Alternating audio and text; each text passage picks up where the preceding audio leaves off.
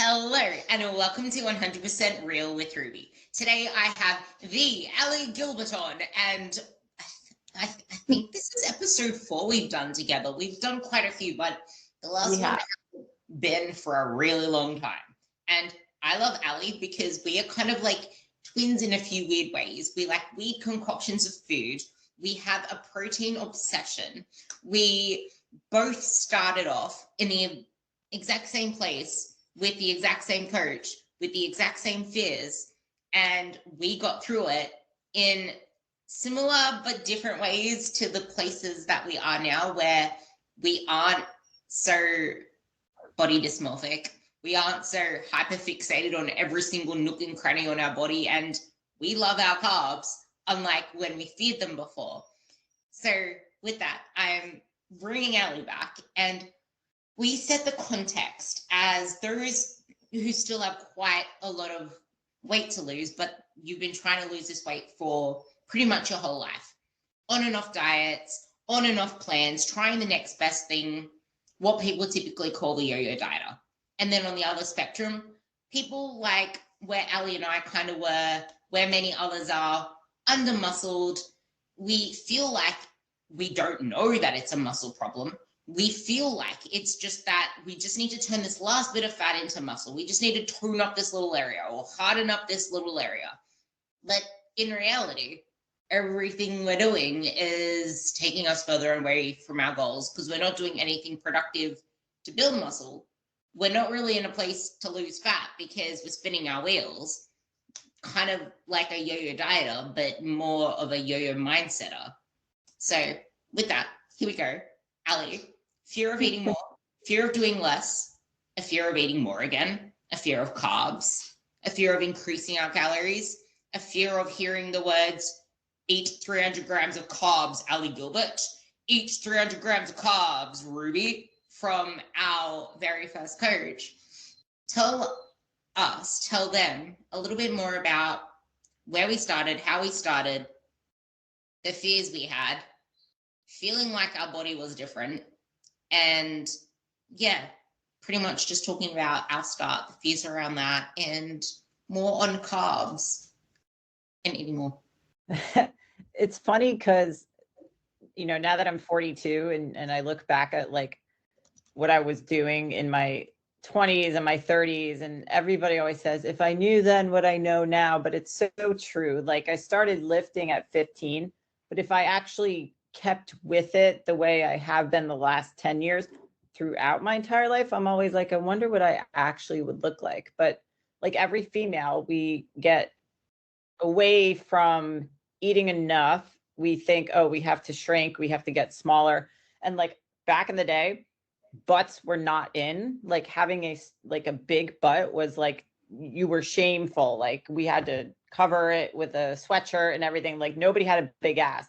And I had a big ass from soccer. And I was like, well, I'm so embarrassed I have this big butt. And now I'm like, shit, I wish I had that big butt, because that's all anybody trains, especially here in Florida. That's like, there's like 6 different glute machines at my gym. It's like the rage now. So obviously you can't grow the muscle there unless you eat enough to support that. But going all the way back to college, like when we would lift as a soccer team, most of us would not lift what we were prescribed and told to lift.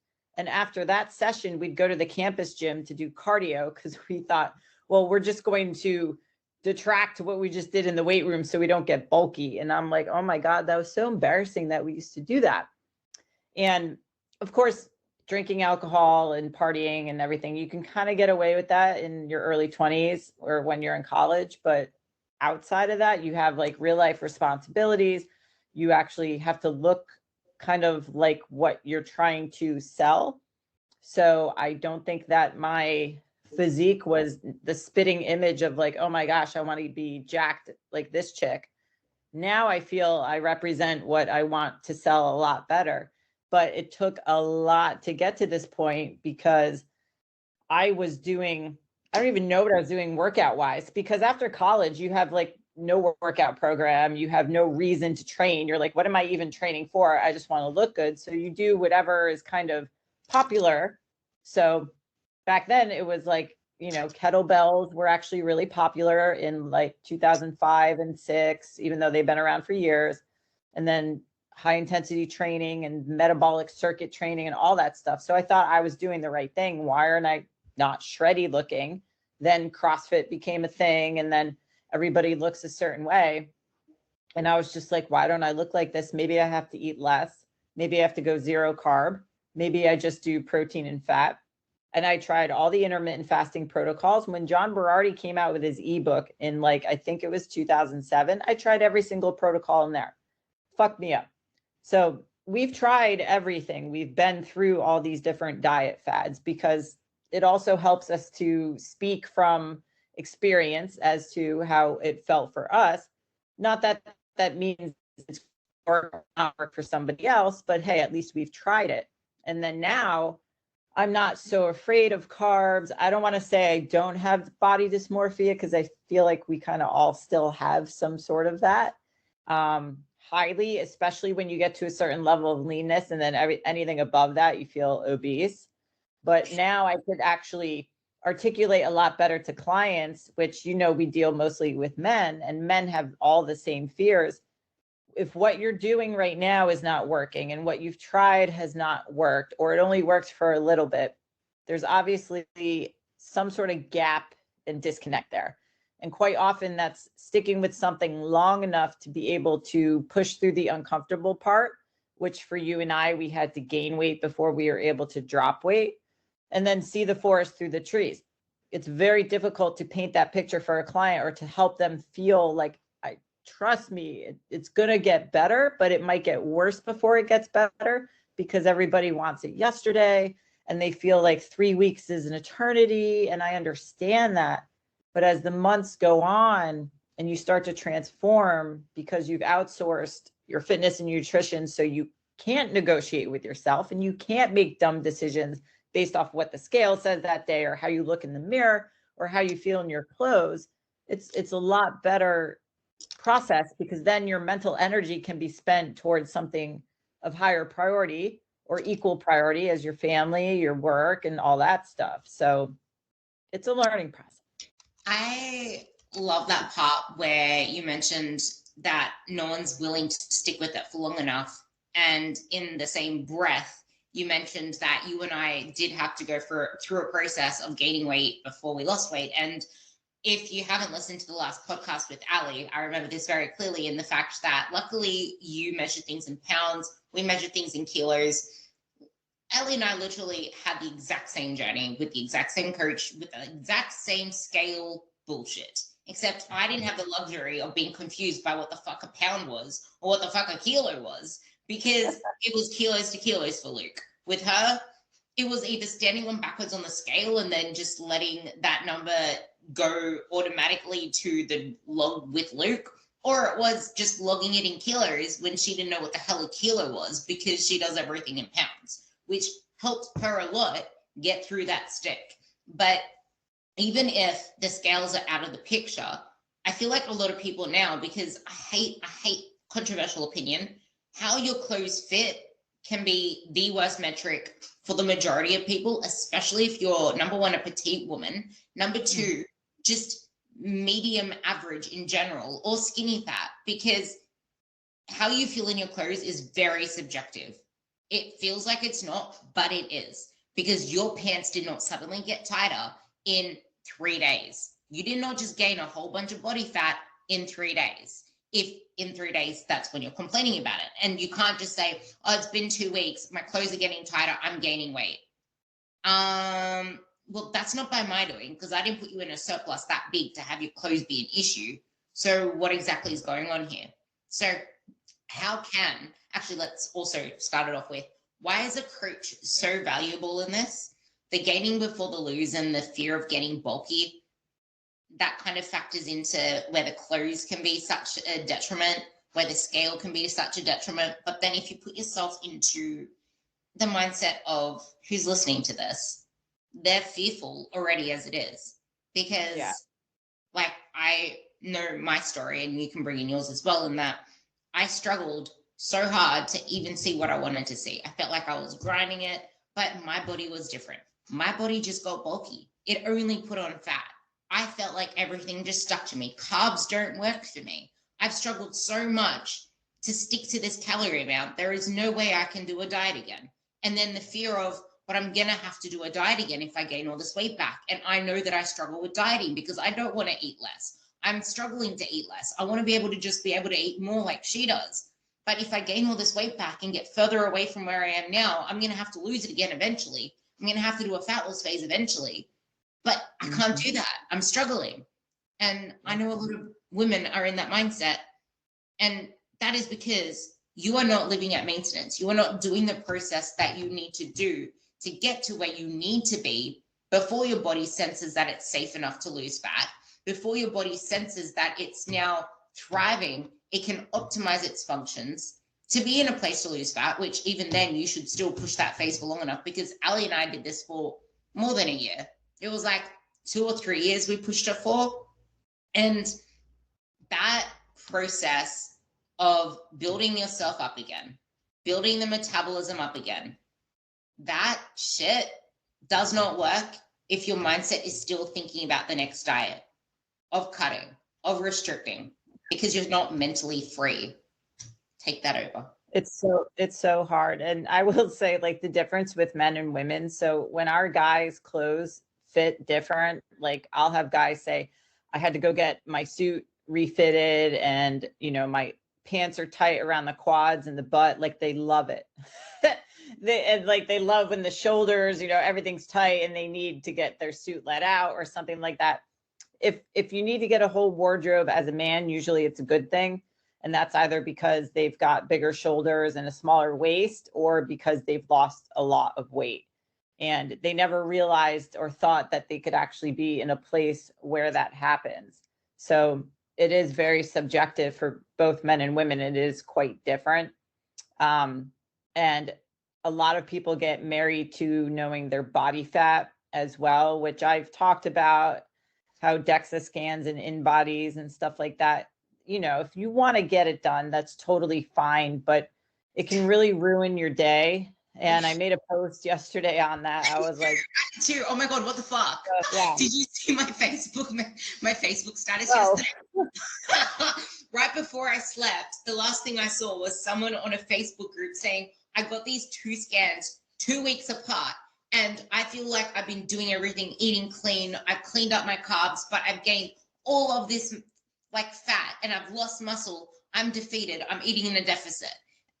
I'm like, the thing that embodies are the best for is leaving you defeated, questioning everything you're doing, and never actually making progress. Like, fucking stop with the body fat test. Sorry, take over, because I just felt that hilarious we both posted. I posted about how, like, I don't really care about the in-body or the DEXA as much. I've gotten a DEXA. The last one I got was like 2 years ago, and there's a huge % error in any of them. And I use a very highly scientific method that I call the eye test, where I use my eyes to look at you. If you have abs, if you can see your abs, then we know we're in a good place and we know what direction to go as far as what the goal is. If you can't see your abs, the first thing we're going to do when you can't see your abs, we've got to drop body fat. We've got some work to do. So it doesn't matter the percentage of gaining and losing muscle at that point. And if you've done in-body, or if you've played around with it, like I used to have one in the office I worked at a gym. So I would look at this thing every single day, and I was like, you know what, I'm going to play around with it. And I would scan myself every single day for weeks on end. And I would basically get a different reading every single time, but I also played around with the carbs. So if you go really low carb, it's going to think you lost muscle, and it can show you, hey, you lost 6 pounds of muscle in a week, which we both know is not physiologically true. But for the mental health of a client, it could absolutely mindfuck them. So if you increase your carbs, or you have a lot of stored glycogen, it can read that as muscle and say you gained 6 pounds of muscle in a week. So either direction is going to be a lie, but obviously people will be more encouraged if it says that you gain 6 pounds. So, metrics like that, it's kind of like that. That's not really a big rock. It's more look in the mirror. What are we seeing? Are we seeing tightness somewhere? Are we seeing lines coming out? So those are really some of the things that I see as more important. And especially for men, when men go on testosterone replacement or they start to increase their food, the scale is definitely going to go up. And I love using kilos still. And I'll tell people if they have an issue with the scale, they can weigh in kilos, but guys are not as sensitive as women, but we do have some guys that do get pissed at the scale, and that's why we have them weigh every day just to see the fluctuations. But I was personally walking around at like 61 kilos when I started with Luke, and I stayed around 60 to 61 kilos for about 2 or 3 years, and my physique completely changed. And I wouldn't even step on the scale in the beginning. I had my husband read the number and text it to Luke because I was just not going to do that. And finally, I got over that. And basically, from 61 to 60 kilos within those 3 years, I had a dramatically different look to me. And then I was like, okay, 60 kilo, if I go over that, that's like my mark. And I think the highest that I ever got with Luke was 64.5 or 65, because I was like, I'm going to put on some muscle, I'm going to put on some size, I'm going to be okay. And I realized that it was like proportional, because I think the fear for a lot of people when they've done those yo-yo diets, it takes so much to get weight off because they go to eat more that you don't feel like you're going to get it off. Repeat. It takes so long to get it off. That's where the fear is. It takes so long to get the weight off.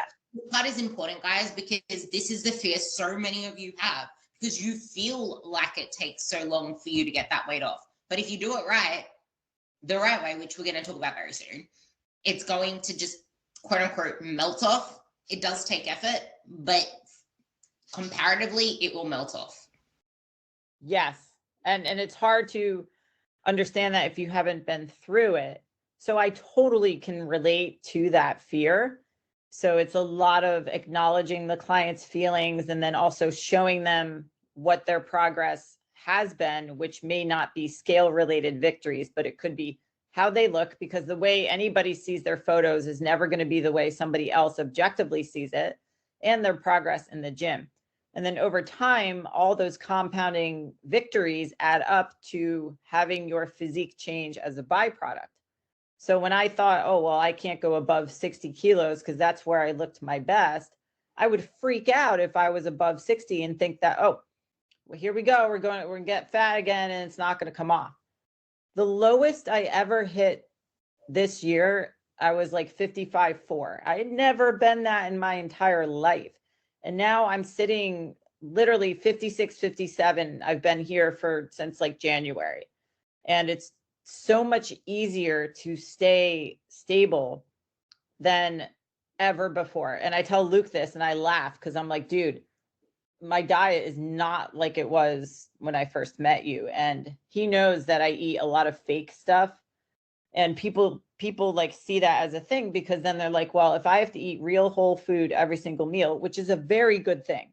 However, we deal with a lot of guys that travel every week. They're on planes every week. They're very busy. If you tell somebody you can't have more than 2 protein shakes a day, like, I'm sorry, but they're not going to go to their kid's baseball tournament and try to find a microwave or pull out Tupperware. That's okay. You can live on shakes that day. I don't care.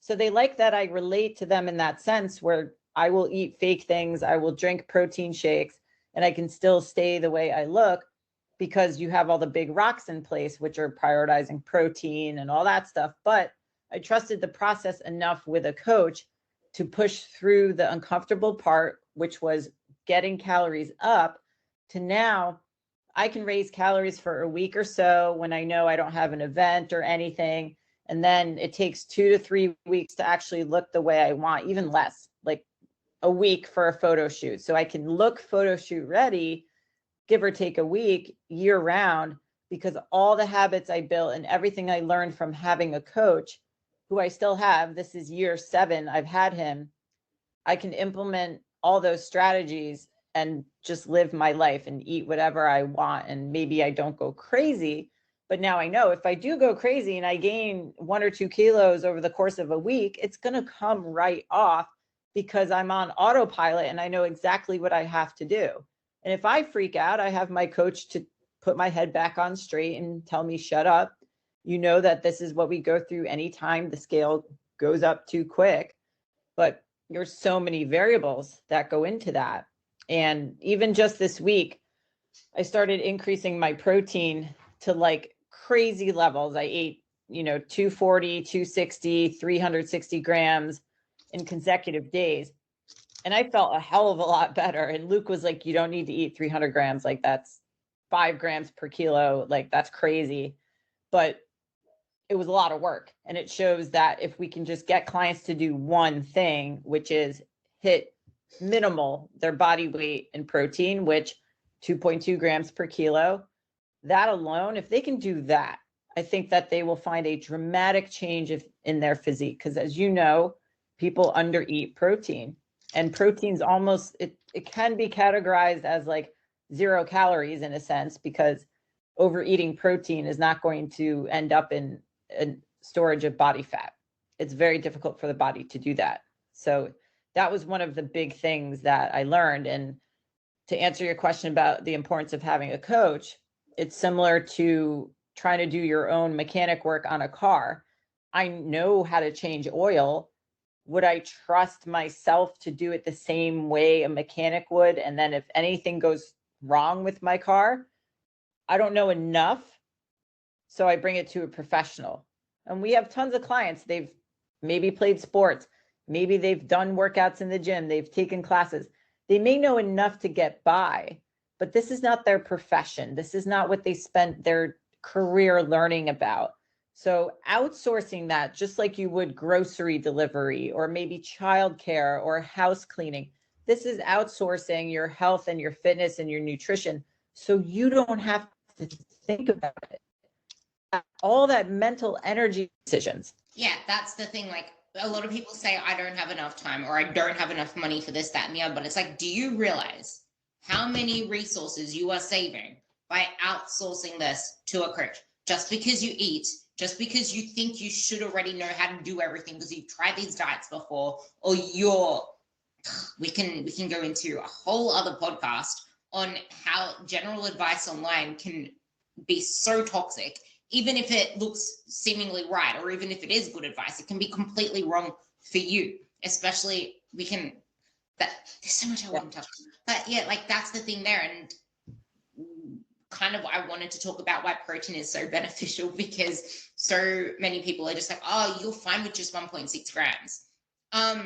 Do you want to just be moderate and mediocre, or do you truly want to change your life? Do you truly want to make this easier for you? Because prioritizing protein has a flow-on effect. Protein isn't something you can just whip out in your hands and be like, there, it's done. But you can do that with carbs. You can do that with fats. With protein, you need a plan for it. With protein, it's satiating. With protein, it kills your cravings. With protein, it's thermogenic, like you said. Protein, body composition, optimizing many things. Protein is more than just muscles. Protein is not going to make you bulky. Protein is probably the least likely to make you bulky. And building muscle isn't going to make you bulky. Oh, but every time I stop dieting, I just get fat. Every time I stop trying to lose weight on the scale, I just get bulky. There is a difference between not chasing dieting and intentionally doing maintenance, intentionally building a physique, building the body that you want. Comes with intentional, focused effort, with a strategic plan that you don't just pluck off the internet. And you mentioned this as well with the scale, and this is going to happen. We get so caught up in the short-term emotions and focus so much on short-term results that it robs us from ever reaching our long-term ones. And that in itself is like a topic where because I really wanted to talk about the general advice online as well, but it's like macro calculators are part of that. Yeah, they can be so confusing. And that's why I tell people, focusing on protein will get you a long way, because like you alluded to, it does squash your cravings. Like the last few days when I was like over 250 grams, I couldn't get my carbs in. And I was like, for me, this is a problem, but it shows that it can help squash any ability to take in any other type of food. And last weekend, I spoke at a fitness conference that Joey Antonio also spoke at. And he's the one who was involved with that study where they brought protein up to 4.4 grams per kilo. So he went through exactly what they did, and it was on men and women.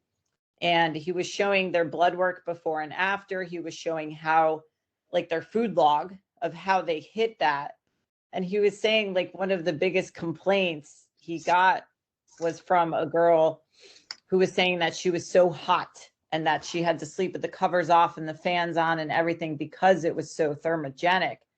And he was like, nothing changed really blood work wise. And for those who don't know the study, what they did is they overfed people 800 calories in protein beyond their maintenance. So if your maintenance is 2,000, you would be eating 2,800, but 800 of those calories are from protein.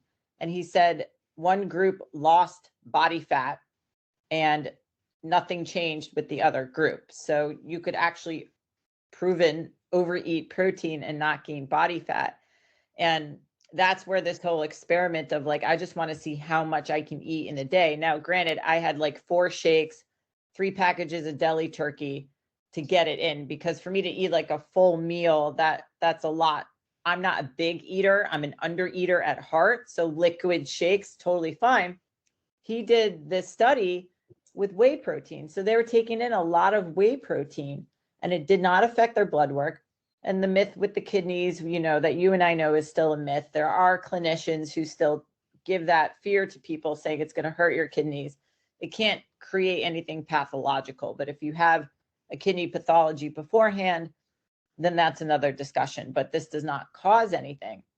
And because you burn more calories eating protein than you do eating fat or carbs, this is a very unique way of being able to burn calories by eating more. And that can help people when they get cravings, when they feel like they need to eat more, or they're on the verge of binging. Binge on a whey protein shake, binge on a chicken breast. It's not as exciting. It's not hyper palatable, but it can help you change your physique, because his story was how he got into wanting to know about this when he was in school and he was learning about all these protein myths. He was like, hold on, how can this be true when all these bodybuilders and athletes that I know are eating so much protein and they look the way they do? Bodybuilders don't have kidney problems from protein. They have kidney problems from PEDs. That's a whole other discussion. So their protein intake was excessive. He had one woman who ate like 580 grams of protein one day, and he's like, she's shredded. Like she was a figure competitor. He had one guy who went over 1,000 grams of protein, like crazy levels.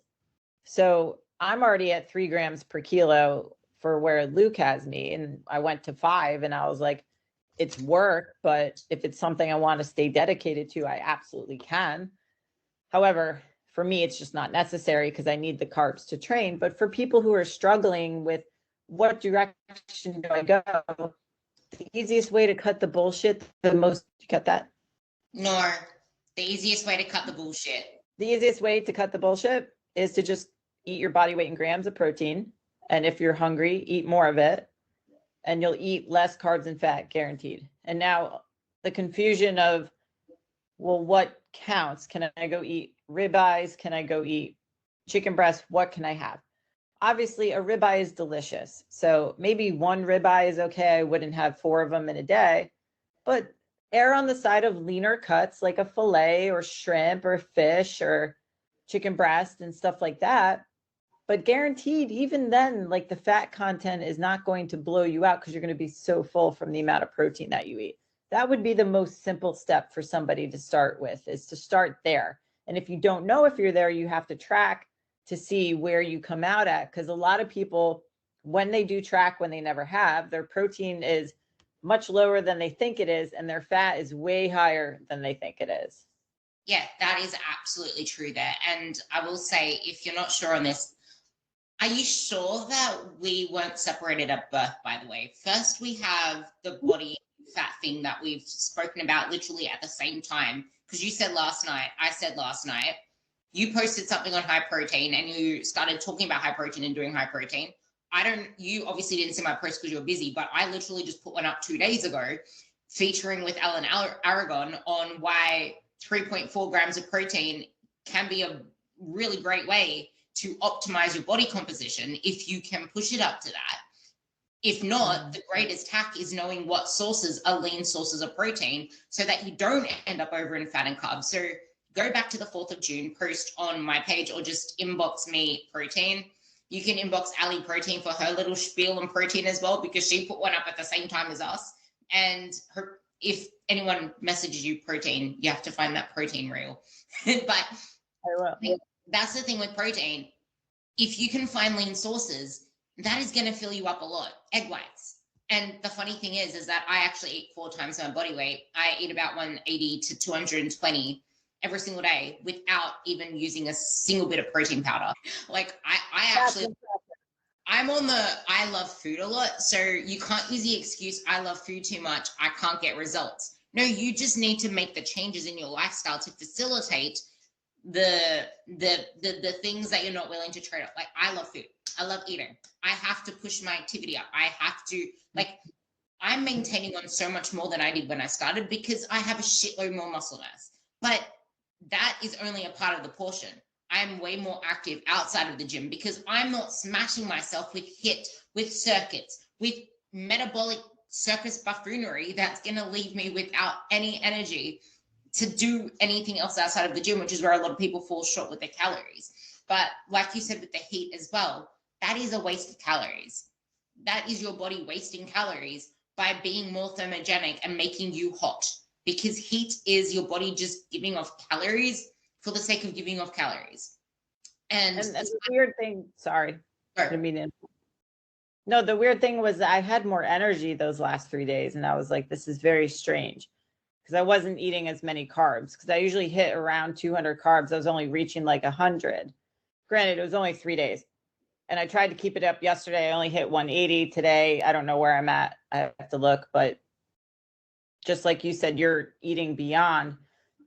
It is something to consider, because I don't want to say you don't need to do cardio, because that's going to be contextual as far as what someone's goal is. But if they've done a lot of cardio, you could probably bring that down, even though it's scary. Eat more protein, which is also scary, but just see what happens and go from there. And I had a genuine discussion with Joey, and I was like, the mechanism behind people dropping body fat, because if you think about the thermic effect, and this is where the sciencey part gets sciencey, can that actually exceed somebody's maintenance calories? Is there a compounding effect where instead of up to like 25, 30% of thermic effect, if you're eating so much protein, it just jumps to 40? He actually didn't really know the answer, but he alluded to it being thermic effect, which I think is fantastic, because here's a way to burn calories without having to do anything, but really just eat.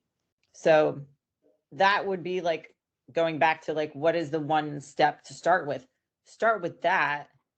If you want to keep the classes and the cardio, that's fine, but you'll get hungrier, but just eat protein instead. And when you lift weights, your body will change, because now you have enough protein in you to where your body's not going to take from your muscle to be able to make you survive. So it's going to break down from somewhere. Now, there's 2 things you said. One of them way back before was, that's not going to work for me because I need carbs to train. And the other part then was, you can keep all the cardio and classes and stuff, but that's just going to make you hungrier. This is something people do not realize. The shit that you do in the gym influences your results. The shit that you think you need to do influences your results. And that is probably why your deficit isn't working for you, because it's making you hungrier without realizing. Because if you're not feeding that activity, if you're underfueling your performance, if you're not feeding the training and the recovery that you're doing, there's going to be a compensation somewhere. Your body's still in that stressed out state. Your cortisol is still ramped up. You want to starve it of carbs. Carbs are needed to bring that cortisol down. Your cortisol is still ramped up. And then what happens once everything's settled at the end of the day. Your cortisol just crashes pretty much. Or is it the glycogen dump, whatever way you want to describe it? It comes down. And then all of a sudden, with that blood glucose down, that cortisol down, your body's like, okay, I need more carbs. I need more energy. My blood glucose is in the dumps. What am I going to do? What do you think you're going to do? You're not going to be full after dinner. You're not going to be full at the end of the day. You're going to want to keep eating more beyond your full point because you haven't yet registered that satiety thing. So maybe you can bring that one in as well. But this kind of going back off on what I said before and why the scales are shit. The blood fat test is shit. Blood fat. The body fat test is shit.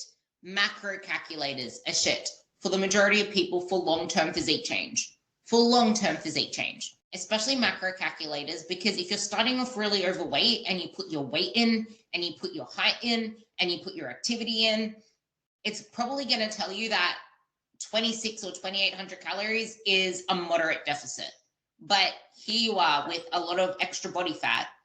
You could probably get away with a deficit that is much lower. The only thing holding you back is, can you be consistent with 1,800 calories? Because that isn't going to be detrimental to you when you have high body fat levels. But then again, this is why it's so context specific, and again, why it's beneficial to have a coach, because macro calculators are absolutely bullshit for the majority of people. It does not know your history. It does not know what your body is actually at right now, because if you're sedentary, this lady was sedentary. I saw 2 people talk about macro calculators today and 4 people talk about body fat tests yesterday. But this one girl in particular, really overweight, she was sedentary, and she said that her aggressive deficit calories said 2,600. And then her boyfriend, who's a bodybuilder, said that's too aggressive. That's like an 1,000 calorie deficit. You should be having about 2,900, 3,000 for your deficit. And I'm like, this is why the world is so lost and confused, because they say they can't afford a coach, but they just end up spinning their wheels and ending up in a worse place and then having to pay even more than that in the long term. It doesn't, I know that it is a financially tough time, but being a coach, Ali and I have been doing this for 7 years ourselves the right way with a coach, and probably coaching much longer than that. I've been coaching for about 8-9 years. You're probably about 8, 9, 10 years-ish as well. 20. I'm old, Ruby. I'm thinking about your training age being related to it. I've been training for 7, 8 years properly, and coaching for about, actually, I think I'm on 8, 9 years now, and you 20. We've been seeing this shit for ages. Back when Facebook was a thing, we saw people come in and out of groups flaking away. Coaching wasn't as big of a thing then as it is now. You have so much potential now to get beyond where you think possible for yourself if you just take that step, because it's better than confusing yourself with all this bullshit online, going to body fat tests and getting defeated and then questioning everything. But to be honest, some people still do that when they get a coach, because they still haven't yet trusted the process, which is why we had this conversation to start with, where we understand. We know that it feels really difficult to do something that feels like it's anti everything that you've done. I have a particular girl who signed on who feels like she's never making any progress and she has nothing to work with. And I'm like, I literally just gave you one thing to focus on and you're not sticking to it. The protein, the veggies, that is it. Protein, veggies. Even if you just focus on protein. I feel like I don't have anything to gauge progress. It's like, that was the very thing and you're still not doing it. Just focus on that one thing. People are like, it's so hard to get it through to people. It's like, what do you think progress is? Grinding your ass off on a meal plan and me telling you to do all of this crazy cardio? Shift your meaning of progress. One thing that I think is really important for you to talk on, because we are both muscle nerds, kind of students through and through, and we kind of that trademark for life no matter what we do. Health first. Health always first. If you, someone comes to us and they're not in a healthy state, blood pressure wise, heart rate wise, their heart rate's through, they have a high resting heart rate, they're just physically unhealthy. Why is it so much harder to be in this position? You know what? Another form of being unhealthy is being a yo-yo dieter. Your body has no, like there's no stable ground to build on. You haven't steadied the ship. It doesn't know what to do. It doesn't feel safe. So what's it gonna do? Nothing. So if you come to us yo-yo dieting or with an unhealthy body, your body isn't going to change the way that it possibly could if we could get you to a healthier state, getting you more aerobically fit, getting you at maintenance calories for at least 6 months to build up these habits, to build up you to a place that we can then, this is if you have excess fat to lose, because if you don't have excess fat to lose, and we could extend this even further. Ali and I did it for a few years. You said to yourself, you stayed at 61, whatever. For me, I started with Luke around 55, 56. He took me all the way up to 61, 62. And that was over the course of 3 years. Mm-hmm. I forgot to tell my story here. I think this is going to be important. Now I'm sitting around back again at 50. Actually, no, I'm not. I don't think I could ever really sit. Yeah, actually I could, because I was at the other month. I'm around 50, 55 to 57. I fluctuate between that. In a completely different body than what I started with Luke with. I have way more muscle mass. I look so much lean. Do I look leaner than I did when I started with Luke? Yes. Because you see me. I look different than I started with Luke. I don't like, in the process, I never felt like my body was changing. I feel like I look the same. But you can physically tell that I look different than when I started. Like, I look leaner. That's what I've had people say. That's why I'm saying that.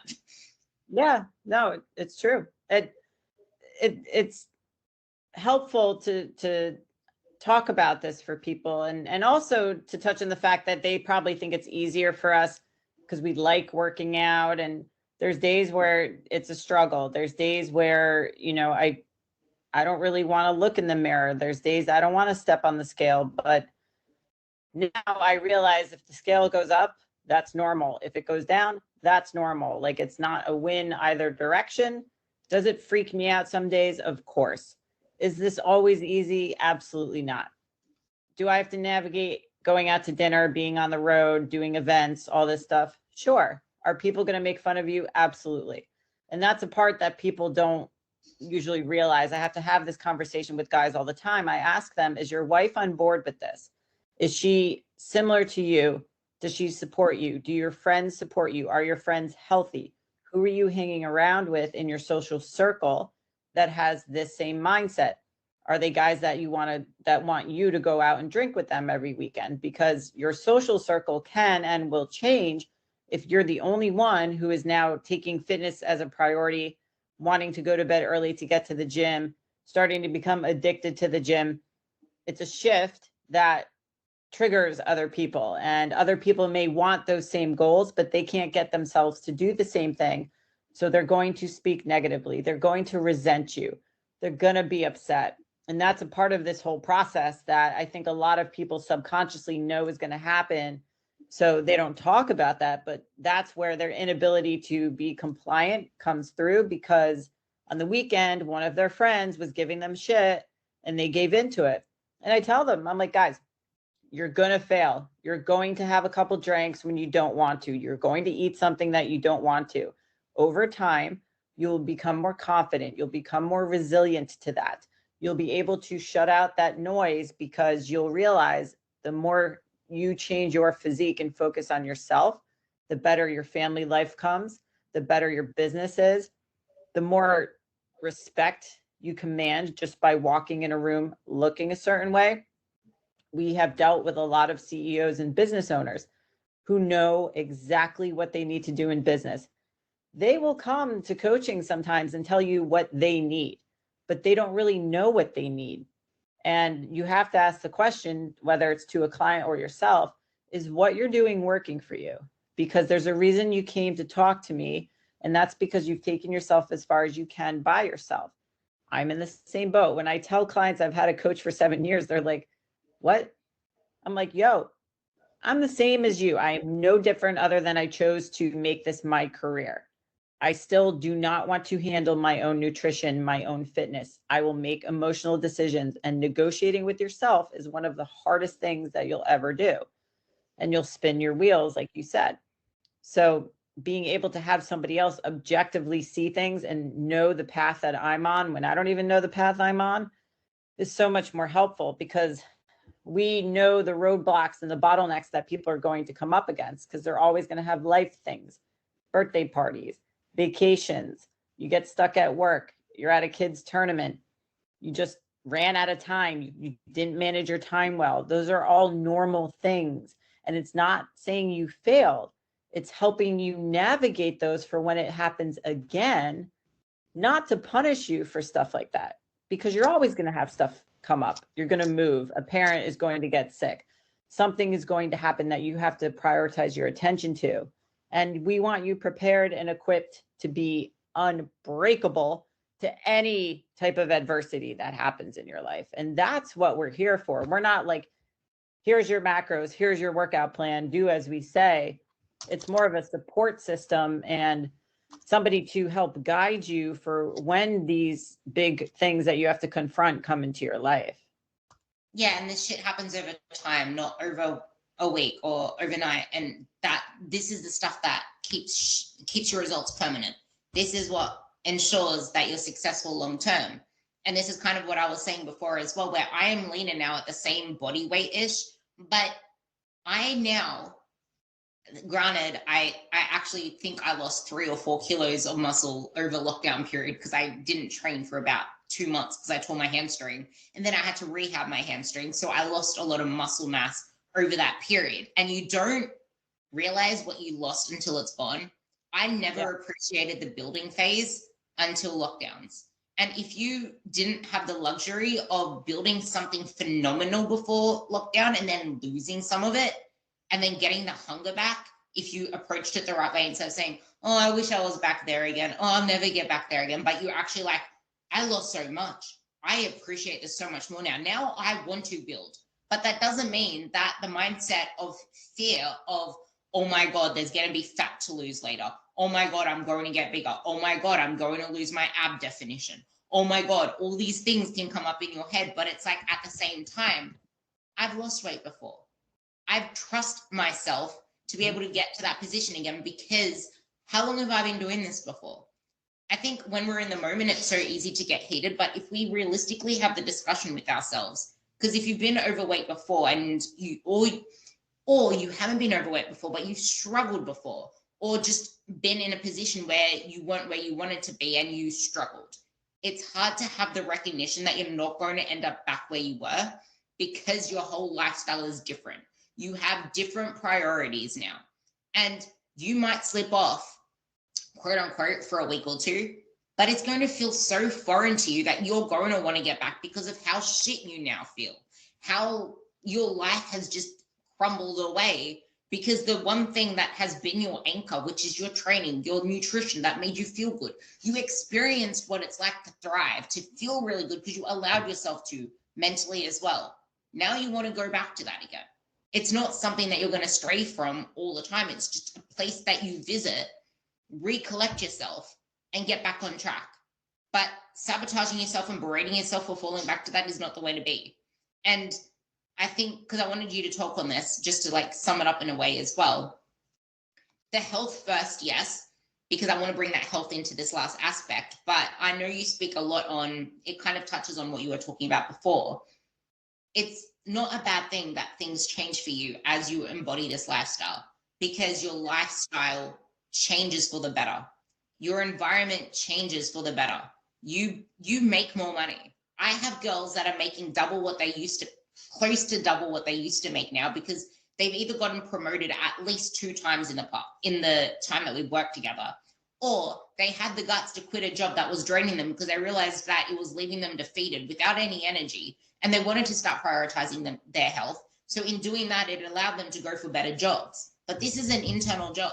You can't physical, that's going to be a word, you can't physical your way into this. If you do the mental work, you're going to have the confidence to then go for better jobs instead of just settling for what is good enough, that will make enough money. There are people that are making more. There are people that have now got themselves out of toxic relationships and are now in more thriving ones. I have 2 girls that have had the guts to actually, not really a great thing because it's so shunned in America, but 2 girls had the guts to go through a divorce that they knew they needed to go through to get to the other side, where now they're actually thriving and not in this toxic environment. Now that is a minority, but your other relationships around you where you now stand up for yourself and you don't let people walk all over you, because you usually settle for what you think you deserve, but you deserve so much better. End the podcast with that, and then we can like tie a bow, including my carbs and protein are so amazing. It's a lot to sum up, but I will say, you know, dealing with mostly men, the way that I spin it for them, and this can work for women as well, whatever profession they're in, is if you look at a lot of CEOs nowadays, a lot of them, their biggest flex is having abs. So Mark Zuckerberg is in shape now. He's got abs. Grant Cardone, Bedros Keuilian, Ari Emanuel from Amazon compared to now are a successful man, showing that they have discipline, they have work ethic, they prioritize health, they take care of themselves, except for Elon Musk, but he's another story. He needs work. So all of these guys, he does, because everyone will say, oh yeah, but Elon, okay, Elon's like the one outlier, but it does say something without saying anything. So if you're going to do business or be in the boardroom or go to a store or whatever, and someone looks like they take care of themselves, they prioritize health, they give a shit, there's something about that. And that's what I was saying, where you can walk into a room and immediately command respect, because it is so minority now to be able to have a fit looking physique, that's something you can't buy. That is a status symbol of itself, to show that you have work ethic and discipline. So already you're showing, I give a shit. I'm a good person to be able to do business with. I'm somebody that has the discipline, the grit, the ethic, everything to get it done. That can only amplify in the rest of your lives, whether that's personal, business, anything. You're going to have more confidence. More confidence is going to show in every other aspect of your life. So whether that's eating more carbs, less carbs, whatever it is, do what you have to do to get there. And it's probably the 180 opposite of what you have been doing. And that's okay. And it's being willing to confront change, and that what you have been doing maybe has not been working, and you got to try something else, and you have to relinquish control and give that to a professional. But that's what we do, and that's what we're here for. Absolutely love that. And I think you just gave me how the pursuit of a title for this podcast, how the pursuit of building a better physique can change your whole life, because it's who you become in the process. It's the ground that you start to command. It's the energy that you start to put out, the energy you start to attract. It's everything that you have been working so hard for in the last 20 years finally taking shape, because you finally decided, I'm going to do this the right way. I'm going to ask for help. I'm going to stop my bullshit. I'm going to stop trying to force things that do not work. And I'm going to give this thing a real shot, because I deserve better for me. I deserve putting myself first for me, because there is no other way. The other way is history repeating itself. Think about it. History repeating itself is you just doing the same shit that you've always done, because even if you quote unquote know better, you only know better in the box that you have yourself. You haven't yet built other tools or expanded the box. So you knowing better might be you just discovering a corner of the same box you got yourself trapped in. You're still going to stay stuck in that box. So with that, carbs are amazing.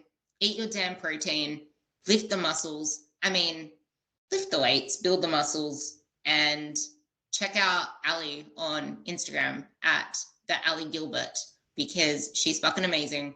And our old podcasts, if you Google 100% Ruby and 100% Real with Ruby and look for Ali Gilbert in the past podcasts, I'll try to link them below.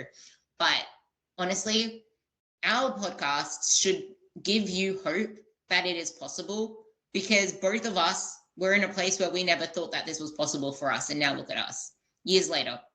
And we still don't want to take care of our own shit. So we scoff it off to others to look after it, because we know the benefit of it. Thank you, Ruby. Love you all. If there's anything else that you want to plug, is there anything else you want to plug down below? yeah, if anybody's interested in traveling to the US this November, I put on the one and only Silverback Summit, which is the only men's health event of its kind. Both men and women can attend, but it's my network of testosterone replacement physicians, business coaches, fitness coaches, nutrition coaches. Luke will be there speaking, another practitioner from Australia, Dave Lee. So we do have a few people from Australia and actually all over the world who come attend this. It'll be in Phoenix, Arizona, November 15 through 16. So you can find that in the link in my bio, or go to silverbacksummit.com. We have our early bird tickets going on now. Yay! Well, you probably have a lot of people that are in the US because a majority of my audience is actually from the US. So Oh, cool. Yeah, I love you all, and I hope you gained a lot from this podcast. Let us know, tag us. I get more DMs than I do tags, so DM her as well. Like, honestly, I like getting DMs from people telling me what they've got from my podcast, and I know that guests love it as well. So please do that. Love you all, and bye.